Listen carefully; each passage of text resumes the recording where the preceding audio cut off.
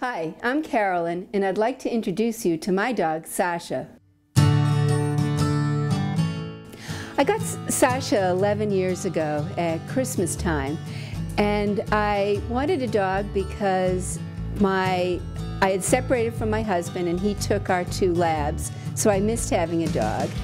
And then I found myself unemployed, and I thought, great, this would be a great time to get a dog, to be home with him while I'm job hunting and help train him. So I wanted a lab like the ones that I had before, and Buddy Dog had what they said was a lab mix, Buddy Dog in Sudbury.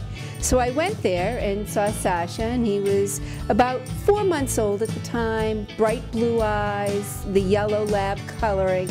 So I thought, great, I'd take him. And while I was picking him up, I'm asking him, well, how big a dog would he be? And they said, oh, well, a medium-sized dog, because, 40, 50 pounds, because he's, part husky. Well, he's 90 pounds. He doesn't eat a lot. He's all muscle. And even at 11 years old, he's one of the strongest dogs I know. He does have the bright blue eyes of a husky, and he has the coloring of a lab. But as he's grown and we've lived with him for so long, we see a lot of sled dog traits. We see that he loves the snow, and he'll prance and dance out in the snow. He doesn't mind the cold weather. He'll go for a walk at any weather and it doesn't bother him.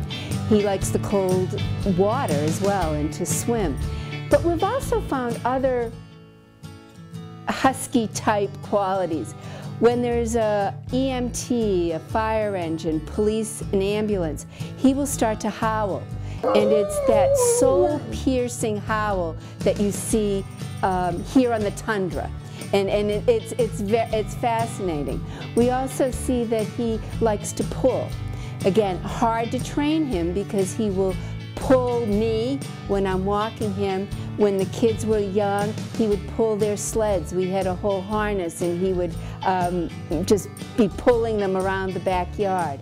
He has a look of a Chinook, which is the type of sled dog that Admiral Perry used when he went to the North Pole. And coincidentally, when he goes up to the island in Maine, Admiral Perry's summer home is in Casco Bay. So Sasha has been out there, and we've seen pictures of Chinooks that is a breed that has been raised in New England. And one of those on my to-do list is to actually have a blood test and figure out Sasha's DNA. Because he's not like a lab, he doesn't eat a lot.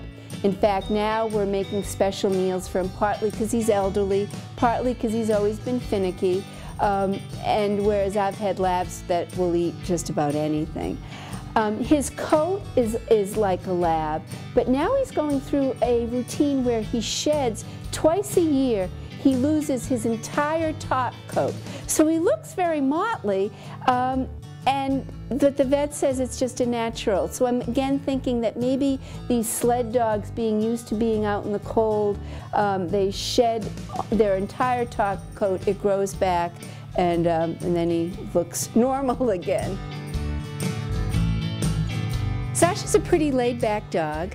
He spends a lot of time sleeping on the couch, which of course when I got him I said he'd never sleep on the couch, but that's one of his favorite spots. He has a blankie, which he likes to chew on and suck on, almost like a little kid, which I've never seen in another dog.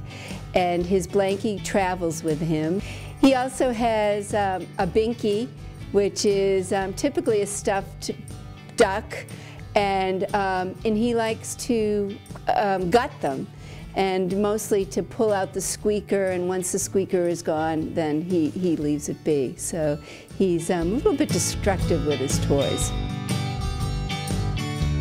So Sasha lives in a household of all women, but his favorite person is Uncle Bob, who has a house in Maine on a small island. So Sasha will spend a few months in the summer up in Maine, and he not only goes out boating and swimming, but he goes clamming, where he actually puts his snout right into the mud and digs up clams when he's out clamming with Uncle Bob. He also will bark and chase after crabs and lobsters that are in the lobster pot, or they're let out onto the dock, and he sometimes actually have been nearly pinched by some of those critters because he gets quite aggressive in that. He will have a lot of dogs come to visit the island, and so he has a chance to really interact with other dogs. Maine is his refuge. When we get in the car and I say kennel up, he's pretty confident that he's going to be riding in the car for a couple of hours and then end up at the docks at Harriseket. He will start panting when we get to Portland. And I don't know if it's the smell in the air of the ocean, but he knows that in about 30 minutes he'll be up on the island.